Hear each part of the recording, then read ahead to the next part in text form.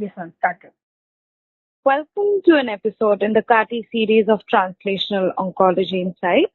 I'm Rittika, and today we are examining the manufacturing and clinical implementation challenges specific to solid tumor CAR-T therapies. With me again is Dr. Sneha Pathak. Dr. Pathak, solid tumor CAR-T manufacturing faces unique challenges compared to liquid tumor applications. What fundamental differences in patient populations and product requirement create these manufacturing complexities? Thank you, Ritika. So for solid tumor patients are often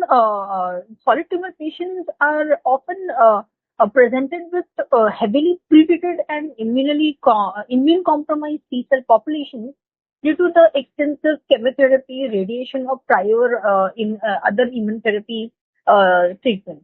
This creates what we call manufacturing substrate degradation, wherein starting T cells, which we have to culture and scale up, have very poor proliferative capacity, acute differentiation state, and a very high exhaustion marker expression.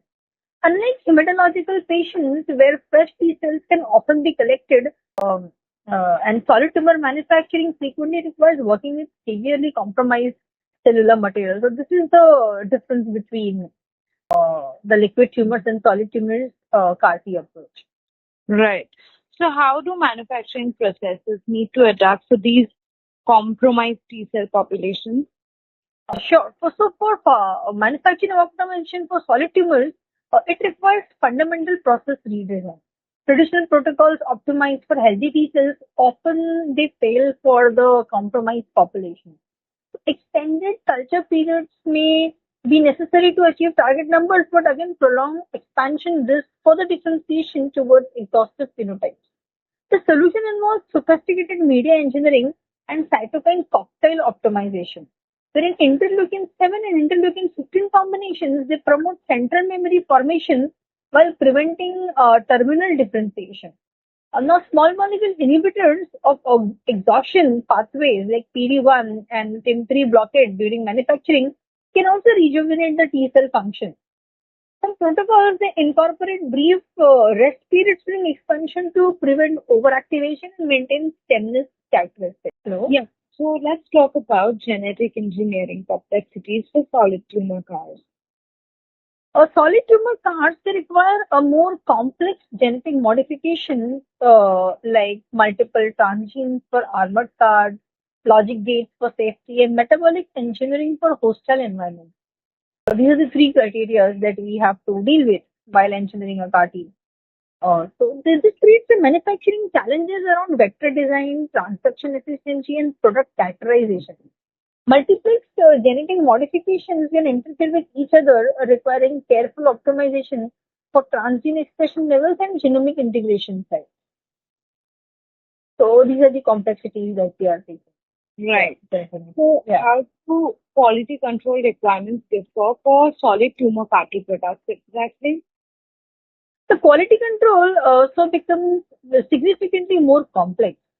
Traditional hematological CAR-T products are assessed primarily for CAR expression, viability, and basic functionality. But solid tumor products they require comprehensive characterization of metabolic fitness, exhaustion status, memory differentiation states, and functional persistence under stress conditions. We need assays that protect in vivo performance in immunosuppressive environments. This includes hypoxia tolerance testing, metabolic flexibility assessment, and cytokine production capacity in suppressive conditions. Some manufacturers are developing tumor microenvironment simulation assays like co-cultures with immunosuppressive cells or metabolically stressed conditions to predict the clinical performance for CAR-T is designed for solid. Right. So, what are the specific release criteria that are being developed at this point? Beyond standard viability and potency measures, solid tumor CAR-T products require assessments of central memory frequency, exhaustion marker expression profiles, and metabolic enzyme expression levels. Product with high exhaustion marker expression or skewed toward effective memory phenotypes may show poor clinical performance despite meeting traditional release criteria. So this is the. So how might allogenic approaches specifically benefit tumor, like especially solid tumor applications? This is several solid tumor specific challenges. So patients with advanced solid tumors often cannot wait 2 to 3 weeks for autologous manufacturing. Disease progression during manufacturing can render patients ineligible for treatment actually. So off-shelf products enable immediate treatment initiation. More importantly, allogenic manufacturing allows optimization of donor T cell population instead of working with a compromised patient T cell. So manufacturers can select donors with optimum T cell fitness, younger age, and superior expansion characteristics, and this could dramatically improve the product quality and the clinical outcome. So what are the distribution and logistic implications exactly? Allogenic products they transform CAR T therapy from personalized medicine to precision medicine. So instead of point of care manufacturing requiring specialized facilities at every treatment center, a centralized manufacturing with a cold chain distribution becomes feasible. This could democratize access to CAR T therapy for solid tumor patients in community cancer centers without cellular therapy manufacturing capabilities also. So let's discuss economic implications. How might solid tumor CAR T therapies affect healthcare economics? The economic equation for solid tumors they differ fundamentally from hematological applications. So solid tumor patients often have limited life expectancy and may even require repeated treatment due to tumor heterogeneity and reoccurrence. This creates a different value proposition, like cost effectiveness calculations must account for quality adjusted life years in patients with advanced disease. However, if CAR T cells improve effective in earlier stage solid tumors or as an adjuvant therapy preventing recurrence, the economic value proposition becomes much more favorable. So early intervention could prevent metastatic progression, dramatically reducing the long-term healthcare costs. Right. So how do you see this affecting pharmaceutical industry investment strategies, especially?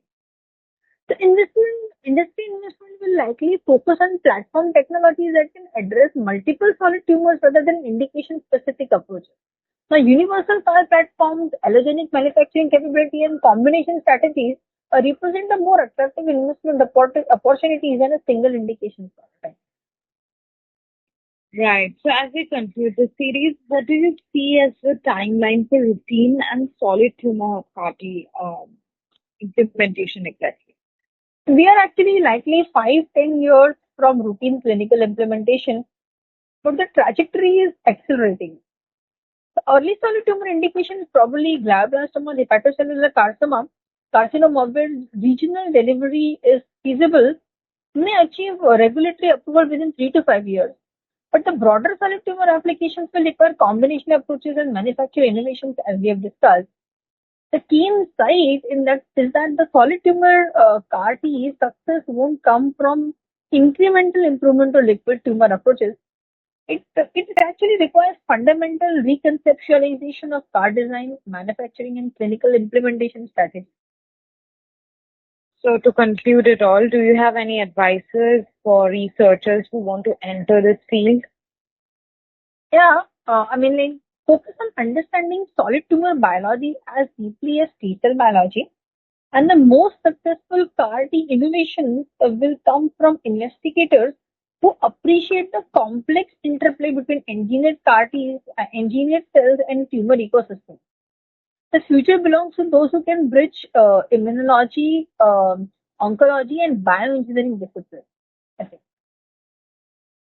Right. So thank you, Dr. Pathak, for this comprehensive exploration of CAR T therapy in solid tumor.